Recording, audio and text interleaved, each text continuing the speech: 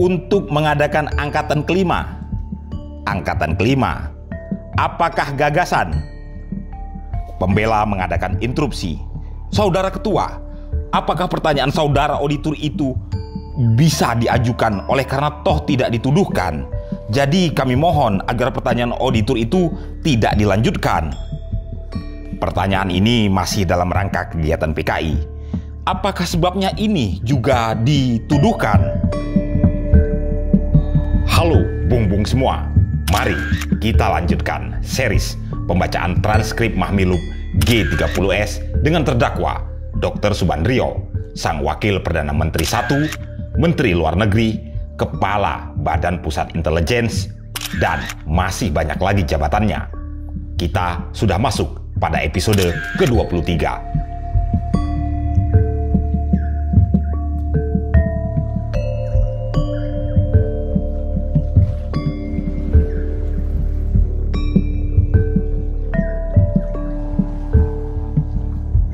Sebelum kami lanjutkan, kembali kami tegaskan, Testifiles hanya menyajikan dokumen, testimoni, dan hasil penelitian para peneliti dan lembaga.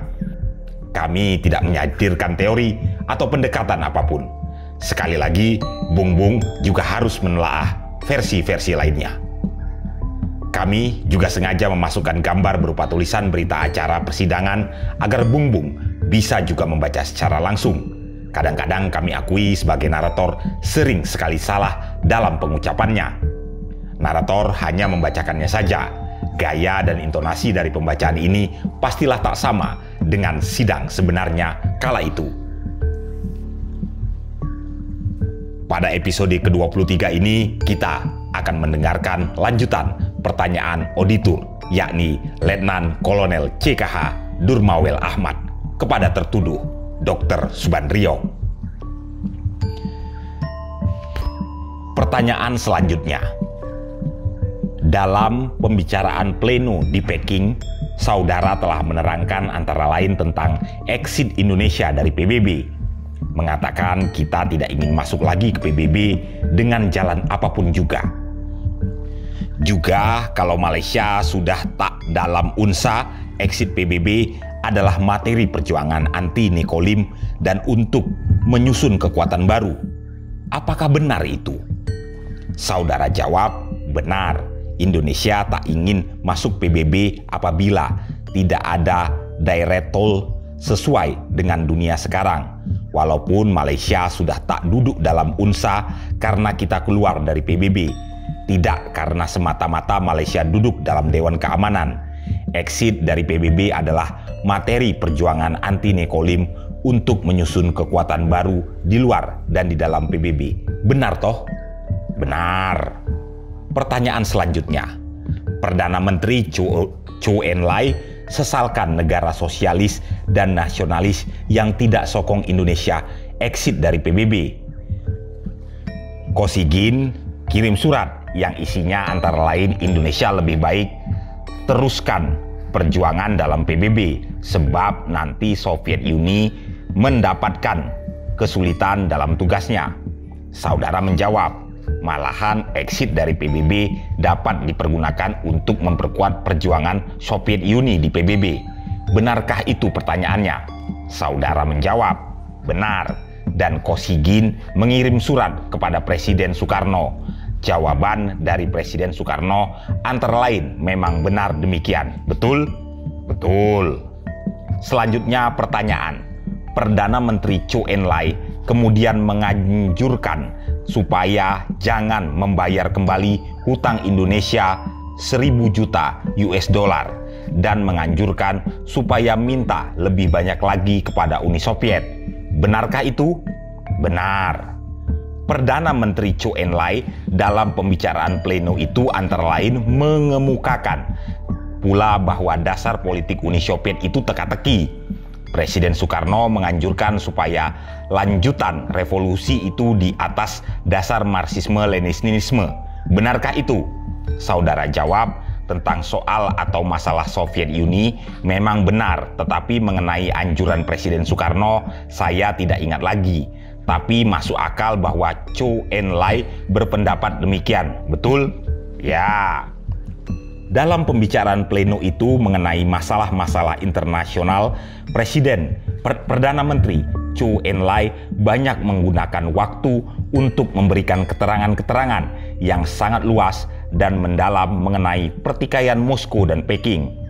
Dalam menyambut keterangan Perdana Menteri Zhou Enlai itu, saudara mengemukakan pandangan condong untuk membenarkan alasan-alasan pihak RRT dalam konflik tersebut, antara lain.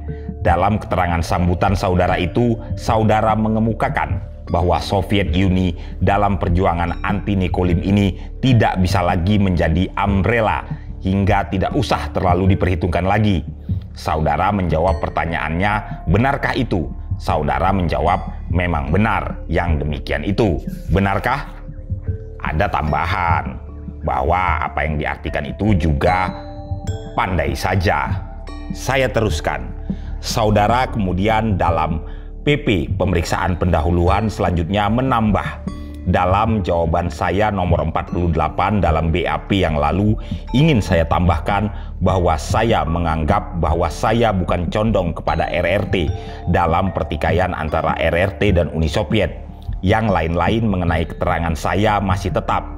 Saudara mengatakan tidak condong, tetapi di depan rapat pleno itu saudara telah mengatakan bahwa Soviet Uni tak bisa lagi menjadi umbrella dalam perjuangan anti Nikolim. Juga mengenai koeksistensi dan lain-lainnya. Itu bukan soal koeksistensi, satu persatu. Soal umbrella, saudara menyatakan demikian? Ya, selanjutnya. Dalam pembicaraan rapat pleno tersebut, Perdana Menteri Zhou Enlai antara lain mengemukakan perjuangan anti neokolonialisme adalah perjuangan yang menyeluruh dan tak terpisahkan dalam mengganyang Malaysia. Harus dihadapi tidak saja Inggris, tetapi juga imperialis Amerika. Bersama-sama RRT dan Republik Indonesia menghadapi musuh bersama, yaitu Amerika dan Inggris. Kalau Amerika dan Inggris berani memaksakan perang kepada Indonesia, RRT tidak akan tinggal diam. Benarkah itu? Saudara menjawab, ya, memang benar. Perdana Menteri Zhou Enlai dalam pembicaraannya yang berlangsung tanggal 25 Januari 1965 jam 12:10 dengan saudara mengemukakan antara lain, menurut Intel Report, Inggris belum mau menyerang Indonesia. Saya ulangi lagi, menurut Intel Report, Inggris belum mau menyerang Indonesia. Tetapi kalau kalap, kita harus siap-siap. Mungkin demonstrasi-demonstrasi militer bersama oleh Nikolim. Kalau ini adakan mobilisasi umum menentang demonstrasi itu. Pertinggi kewaspadaan, persenjatai rakyat patriotik. RRT berpengalaman di daerah pesisir. Banyak spion Chiang Kai-shek tertangkap. Alatnya ialah militer yang menangkap spion-spion yang umpamanya mendarat di pesisir dan yang terjun atau lari ke daratan gunung-gunung ditangkap oleh milisi. Presiden Soekarno benar mempersenjatai rakyat. Benarkah itu? Saudara menjawab, memang benar demikian. Tapi saya tidak ingat lagi apakah Perdana Menteri Zhou Enlai mengatakan benar Presiden Soekarno mempersenjatai rakyat. Benar demikian? Ya.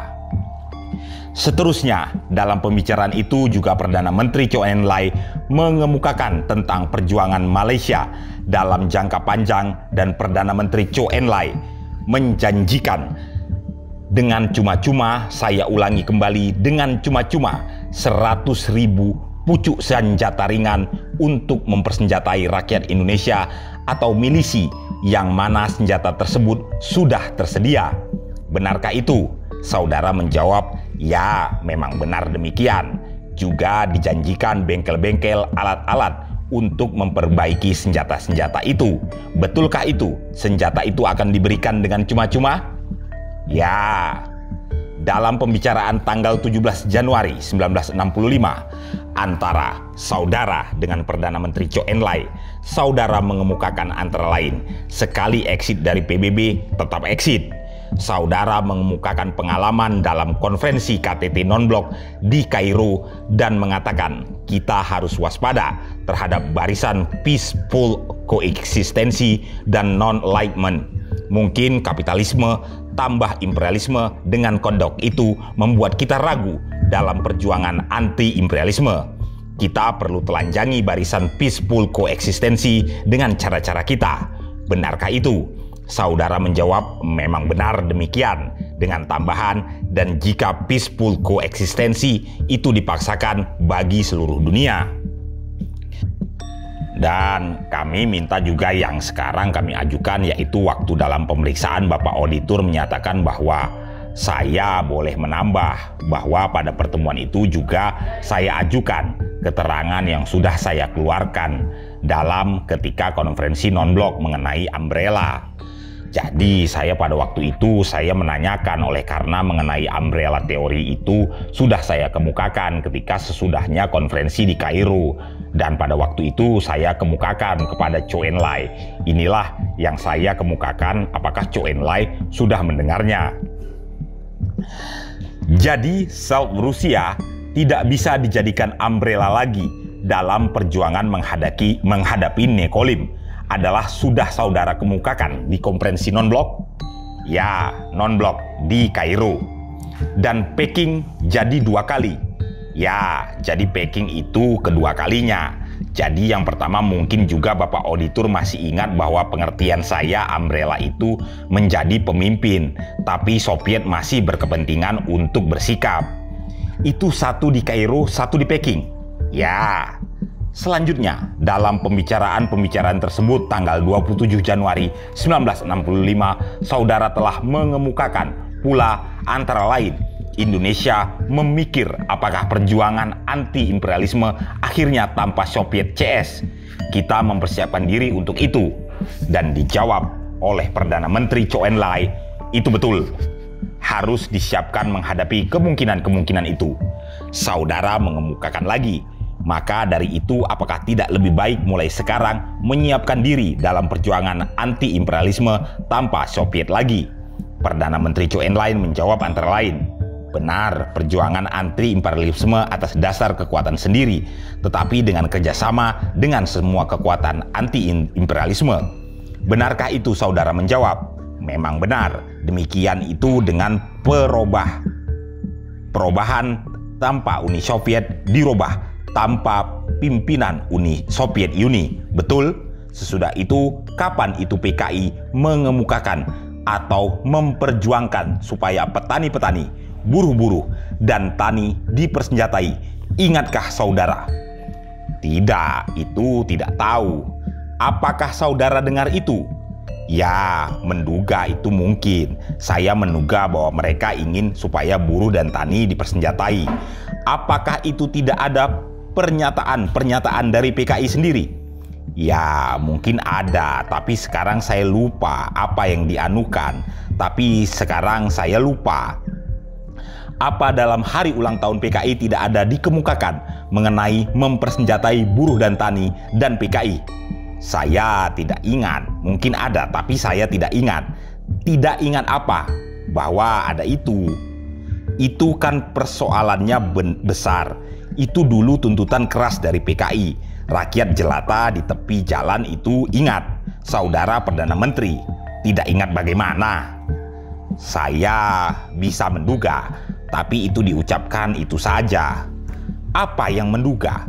Sudah ada pernyataan dalam koran. Aidit sendiri sudah dipidato demikian. Saya akan tanya, apakah saudara mengetahui itu? Bukan menduga. Jadi saya tidak ingat itu.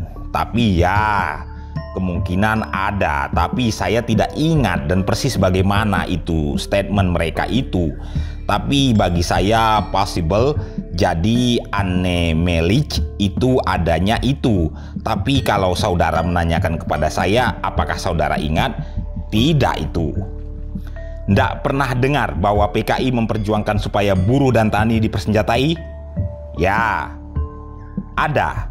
Dus kalau ada dengar bisa diingat enggak? Tidak. Jadi atau tak pernah mendengar. Jadi dari mana itu yang dianukan? Saya tidak tanya dari mana. Jadi saya tidak ingat itu. Apa yang tidak ingat? Jadi apa? Tadi ada mendengar. Ya, sekarang tidak ingat. Di antara ingatan saudara dengan pendengaran saudara itu ada perpisahan? Tidak. Pernahkah mendengar PKI itu memperjuangkan bahwa buruh dan tani itu supaya dipersenjatai? Ya. Mendengar ini is head strap bar? Tidak. Maka dari itu saya, apakah pernah mendengar? Ya. Mungkin ini kesimpulan saya karena saya membaca dalam surat kabar mereka. Itu mungkin. Tapi apa dan kapan itu saya tidak tahu. Apa dalam surat kabar, apa dalam dus saudara mengetahui baik di surat kabar atau dalam pembicaraan dari pokoknya saudara mengetahui. Ya, bahwa PKI memperjuangkan supaya buruh dan tani dipersenjatai. Ya, baiklah. Kapan saudara mengetahui atau mendengar bahwa dicetuskan untuk mengadakan angkatan kelima? Ketika saya kembali dari luar negeri dan presiden membicarakan hal ini dalam KOTI, ya angkatan 5, dalam KOTI, ya itu gagasan siapa itu angkatan kelima? Kalau saya tidak salah gagasan PKI itu, gagasan PKI, ya tapi ya persis kalau saya tidak salah itu untuk mengadakan angkatan kelima. Angkatan kelima, apakah gagasan? Pembela mengadakan interupsi.